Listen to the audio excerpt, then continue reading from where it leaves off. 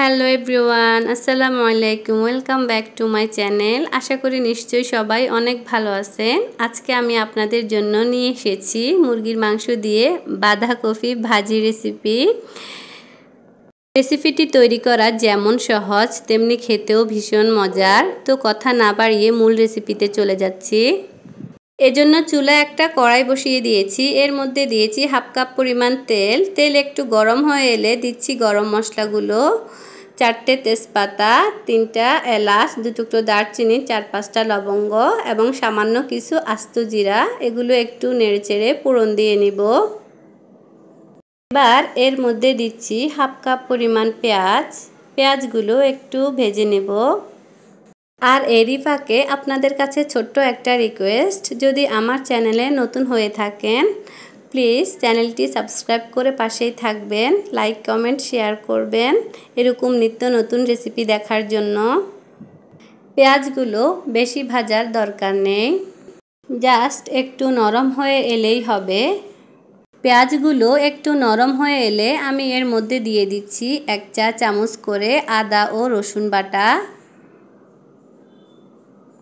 আদা ও রসুন একসাথে একটু ভেজে নেব, তাহলে আদা ও রসুনের কাঁচা গন্ধটা দূর হয়ে যাবে। আদা ও রসুন একসাথে একটু ভেজে নেওয়ার পর দিয়ে দিচ্ছি 1 চা চামচ হলুদের গুঁড়া, 1 চা চামচ লাল মরিচের গুঁড়া, 1.5 চা চামচ ধনিয়ার গুঁড়া, 1 চা চামচ জিরা গুঁড়া ও স্বাদমতো লবণ। আবারও সমস্ত উপকরণ একসাথে একটু ভেজে নেব। ভেজে নেওয়ার পর দিয়ে দিচ্ছি সামান্য পরিমাণ পানি, হাফ কাপ পরিমাণ পানি দিয়ে দিচ্ছি। নেড়েচেড়ে মিশিয়ে নিচ্ছি। মশলাটা ভালো করে কষিয়ে নেব। মশলা কষানোর উপরেই কিন্তু রান্নার টেস্ট ডিপেন্ড করে। এরকম তেল উপরে উঠে আসা পর্যন্ত কষিয়ে নিতে হবে। এবার দিয়ে দিব মুরগির মাংসগুলো। আমি এখানে 500 গ্রামের মতন মুরগির মাংস নিয়েছি। এখানে আমি মুরগির বুকের মাংসটাই নিয়েছি। মাংসগুলোকে ছোট ছোট করে কেটে নিয়েছি। এখন মশলার মধ্যে ভালোভাবে মিশিয়ে নেব। মাংস রান্না করার আধা ঘন্টা আগে চেষ্টা করবেন মাংসগুলো পরিষ্কার করে ধুয়ে পানি ঝরিয়ে নিতে, তাহলে এরকম মশলাতে ভুনার সময় পানি ছেড়ে দিবে না। মশলার মধ্যে মাংসগুলো ভালো করে ভেজে নিতে হবে। আমি 3-4 মিনিটের মতন মশলার মধ্যে মাংসগুলো ভেজে নিয়েছি এবং চুলার আঁচ মিডিয়ামে রেখেছি যাতে করে মশলা না পুড়ে যায়। মাংসগুলো মশলার মধ্যে ভেজে নেওয়া হয়ে গেছে।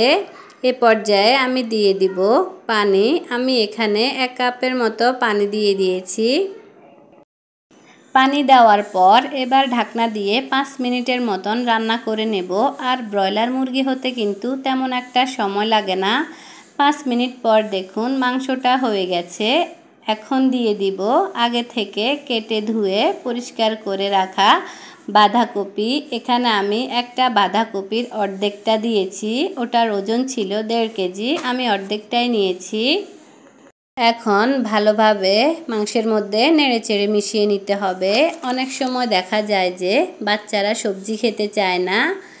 এইভাবে ভাজি করে দেখবেন, সবাই খুব চেটেপুটে মজা করে খাবে। আর একটা জিনিস খেয়াল রাখবেন, অনেক সময় দেখা যায় যে বাঁধাকপি ভাজি করার সময় অনেকে পানি দিয়ে থাকেন। এখানে কিন্তু পানি একদমই দেওয়া যাবে না। মিশিয়ে নেওয়া হয়ে গেছে। এবার আমি ঢাকনা দিয়ে রেখে দিচ্ছি 6-7 মিনিটের মতন। 6-7 মিনিট পর দেখুন অনেকটাই বাঁধাকপি সিদ্ধ হয়ে আসছে। এবার দিয়ে দিচ্ছি ফালি করে কাটা 7-8টি কাঁচামরিচ, দিচ্ছি মাঝারি সাইজের একটি টমেটো কুচি। এগুলোকে আবারও নেড়েচেড়ে মিশিয়ে নিব এবং চুলার আঁচ এ পর্যায়ে কমিয়ে রাখব। যেহেতু পানি শুকিয়ে আসছে তাই কিছুক্ষণ পর পর একটু নেড়েচেড়ে দিতে হবে, তা না হলে নিচে থেকে পোড়া লেগে যেতে পারে। এভাবে 6-7 মিনিট চুলার আঁচ কমিয়ে রেখে ভেজে নিলেই হবে। এইভাবে আপনারা একদম পারফেক্টভাবে ভাজি করতে পারেন। এইভাবে বাঁধাকপি ভাজি করলে সবচেয়ে খেতে বেশি ভালো লাগে। তো বাঁধাকপি থেকে তেল ছেড়ে আসছে। বাঁধাকপি ভাজি কিন্তু এ পর্যায়ে কমপ্লিট। এখন নামিয়ে নেব। এভাবে বাঁধাকপি ভাজি করলে ভাত, রুটি, পরোটা সব কিছুর সাথেই খাওয়া যায়। তবে আমার কাছে রুটি পরোটার সাথেই বেশি ভালো লাগে। আশা করি রেসিপিটি আপনাদের কাছে ভালো লেগেছে। আবারও ফিরে আসবো আরেকটি নতুন রেসিপি নিয়ে। আল্লাহ হাফেজ।